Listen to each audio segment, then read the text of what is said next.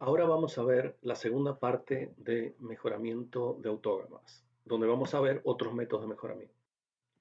El método del descendiente de semilla única o single seed descent es un método en el cual nosotros lo que hacemos es un cruzamiento entre un padre P1 y un padre P2. A ese cruzamiento lo sembramos la semilla de ese cruzamiento y en la F2 vamos a ir seleccionando en la F2 una semilla por cada planta y la vamos a sembrar en una maceta a cada semilla.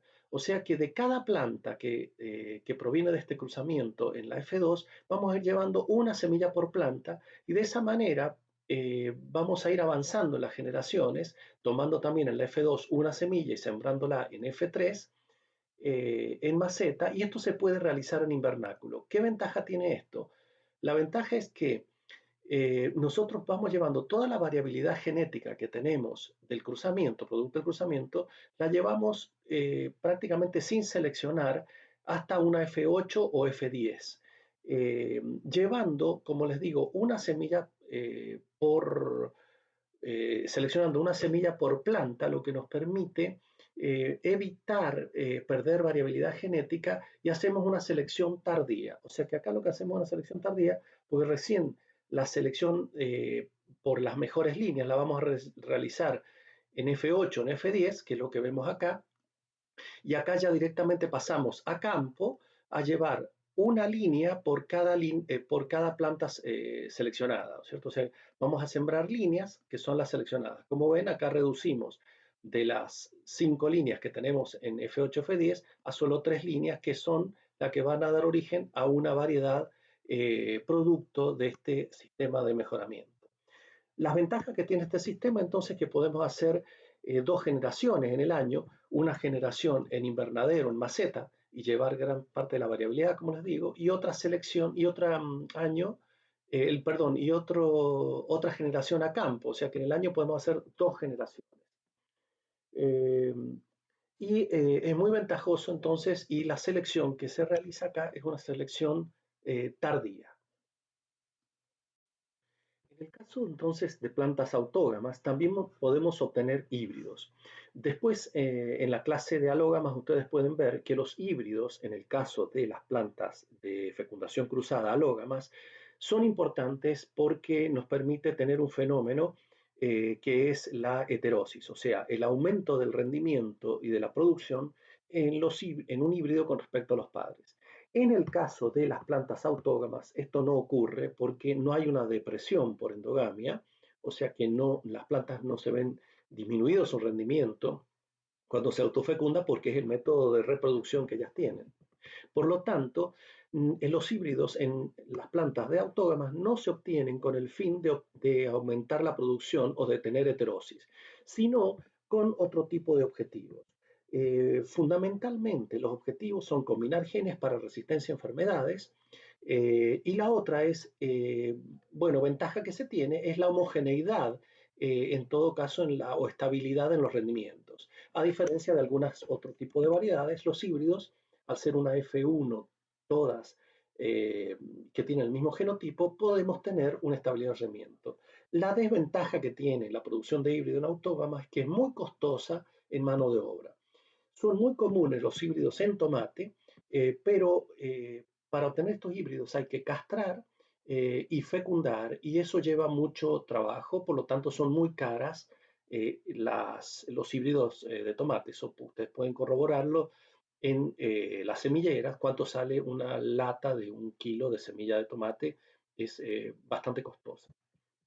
En tomate son muy importantes los híbridos para resistencia a enfermedades como Alternaria solani, el tizón temprano, Phytophthora infestan, el tizón tardío, o a virus, por ejemplo, la peste negra, el gen SW5 se introduce en híbridos, y después también a nemátodos como Meloidogenia incognita, el gen Mi, que es un gen proveniente de una especie silvestre de tomate, el Lycopersicum peruvianum, le da resistencia a nemátodos. Y los híbridos de tomate pueden tener todas estas resistencias apiladas, o lo que se llama agrupadas en un solo híbrido, ¿no es cierto? Otro método de mejoramiento en autógamos muy utilizado y para introducir resistencias son el método de la retrocruza, que ya lo hemos visto en el mejoramiento por caracteres cualitativos está en el otro audio. En cuanto al método por retrocruza, ¿no es cierto? Lo que buscamos, si ustedes recuerdan, es introducir en una especie recurrente, o en una variedad, perdón, recurrente, por ejemplo, de tomate con muy buen fruto comercial, la resistencia de, por ejemplo, una enfermedad, por ejemplo, peste negra, de un padre donador que puede ser una especie que tenga este gen de resistencia o una variedad, perdón, que tenga esta gen de resistencia o una especie silvestre de tomate, puede ser inclusive en un cruzamiento interespecífico. Lo que le sumo en esta diapositiva es que en el método retrocruza, que ya lo vimos, se puede trabajar con la selección asistida por marcadores moleculares, que es lo que explico acá.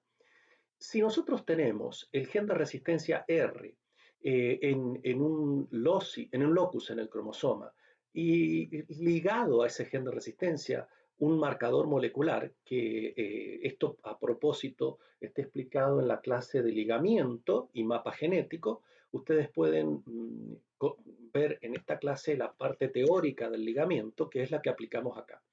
¿Qué buscamos? Si tenemos un marcador ligado al gen de resistencia, se van a heredar juntos, ¿no es cierto? Entonces podemos obtener eh, del cruzamiento entre el padre donador y recurrente una F1, donde vamos a tener un cromosoma del padre recurrente y un cromosoma del padre donador. Acá va a haber entrecruzamiento y lo volvemos a cruzar entonces en la retrocruza 1 por el padre recurrente. Lo que vamos a tener entonces plantas de la retrocruza 1, que acá tenemos 8 plantas, en la que va a haber una introducción, se va a introducir en el cromosoma por entrecruzamiento en la F1 los distintos fragmentos que están en celeste claro del padre donador en el genoma del padre recurrente. Ahora, nosotros queremos seleccionar la planta que tenga el gen de resistencia y lo podemos hacer básicamente a través del marcador molecular. Pero previamente nosotros lo que tenemos que hacer es evaluar por resistencia todas estas plantas. ¿Qué es lo que ven en esta tabla de acá abajo? Es el fenotipado o fenotipo de las plantas que haría acá inocular, por ejemplo, con el patógeno a las plantas de la retrocruza, ver cuál es resistente o susceptible y a su vez extraer ADN. ¿Para qué? Para hacer con una PCR, por ejemplo, buscar el marcador molecular que lo tenemos en este cuadro de abajo, que representa un gel en el que tenemos el marcador con M y podemos seguir el marcador en las distintas plantas de la retrocruza 1. Gel, lo que podemos ver, tenemos como el padre donador que tiene el marcador ligado a la resistencia, el padre recurrente, que es la variedad comercial, que no tiene el gen de resistencia y por lo tanto el marcador tampoco lo presenta, que están ligados, y en la F1 encontramos el marcador molecular y por supuesto la banda correspondiente al padre recurrente. Y después tenemos la segregación en la retrocruza 1, producto de la meiosis. Lo que podemos ver acá entonces es que si nosotros hemos hecho el fenotipado y está ligado los genes de resistencia con el marcador, vamos a tener siempre que tengamos un padre resistente, vamos a tener el marcador molecular, que es el caso de la planta 1, la planta 4, 5, 6 y 7. Son todas resistentes y tienen el marcador. Las plantas que son susceptibles, como la 2, la 3 y la 8, no tienen el marcador molecular. O sea que de acá en más, en el mejoramiento nosotros podemos utilizar este marcador molecular para seguir las plantas de la retrocruza. O sea, que si sigo hasta una retrocruza 6 o 7, ya no necesito más hacer la inoculación y ver cuál planta es resistente y susceptible, sino directamente extraer ADN de las plantas, ver si está el marcador molecular y seleccionar la planta que tiene el marcador que está ligado al gen de resistencia. Ahora les muestro un gel de RFLP, que es un marcador molecular, un tipo de marcador molecular que se obtiene con enzimas de restricción, en un trabajo realizado en el año 96 por el autor es Brown y en el que yo tuve la oportunidad de participar, de introducción de resistencia a un nemátodo en la papa a partir de una especie silvestre que crecía o que crece en México. Como ven acá en el título del trabajo, esta es una población de una retrocruza 2 y estamos siguiendo un marcador que está marcado con M en este gel y que proviene del padre donador, que es Solanum bulbocastanum. Se lo introduce en el padre recurrente, que está marcado con una R. Como ven, este no tiene el marcador y la F1 tiene el marcador del padre donador y también, por supuesto, un marcador que no está ligado a la resistencia, que está en todas las plantas de la retrocruza. Si pueden ver desde la planta 4 hasta la planta 26, tienen la segregación del marcador molecular y si se ha hecho el fenotipado, o sea, se ha inoculado con el nemátodo, pueden ver las plantas que son resistentes, que tienen el marcador, porque está ligado a la resistencia, la planta 5, la 6, la 8, ¿no es cierto? La planta 11, 13 y así sucesivamente. Ustedes pueden ver cuántas plantas son resistentes y las plantas que son susceptibles que no tienen el marcador. Finalmente, como producto de este mismo trabajo, lo que se hizo se hicieron varios marcadores que se llaman marcadores TG. Como ven, todos los números son los distintos tipos de marcadores y cómo se pueden, a través de un análisis de ligamiento, ver que están en el cromosoma, el grupo de ligamiento que corresponde al cromosoma 1, al cromosoma 2, hasta el 12, que son los 12 cromosomas del juego básico de la papa. Como pueden ver en esta diapositiva, entonces el marcador molecular ligado al gen de resistencia está en el cromosoma 11 y allí es donde podemos mapear entonces el gen de resistencia a nemátodos en papa.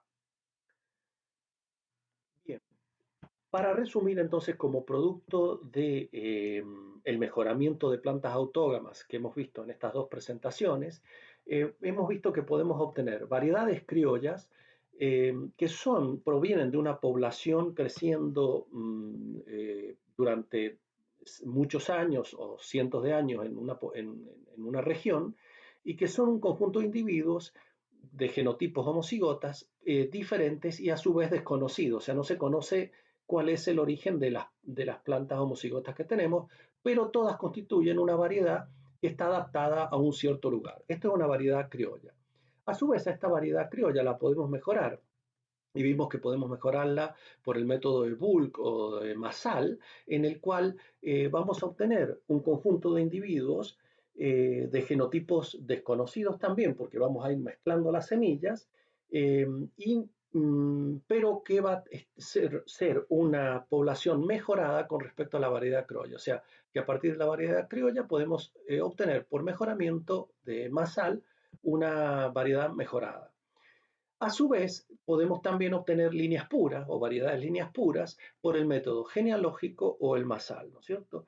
Y estos son un conjunto de individuos de un solo genotipo homocigota y que podemos hacerlo por selección genealógica o masal, como les dije. Otro tipo de variedad que podemos tener es el multilínea, que es un conjunto de individuos con genotipos homocigotas que se diferencian en una o pocas características. O sea, cada línea homocigota que vamos a tener, esta multilínea, va a tener una característica diferente que puede ser, por ejemplo, una raza al patógeno diferente en cada una de las líneas y esto nos va a dar una resistencia mucho más horizontal, una resistencia más amplia a un patógeno determinado. Y finalmente, podemos obtener híbridos. Estos híbridos, como les dije en las diapositivas anteriores, son fundamentalmente autógamas con el fin de tener resistencia a alguna plaga, a alguna enfermedad. Pero no quiere decir que estos híbridos van a tener heterosis o van a producir más, sino que van a ser un conjunto de individuos de un solo genotipo heterocigota y que se puede obtener por cruzamiento y selección genealógica.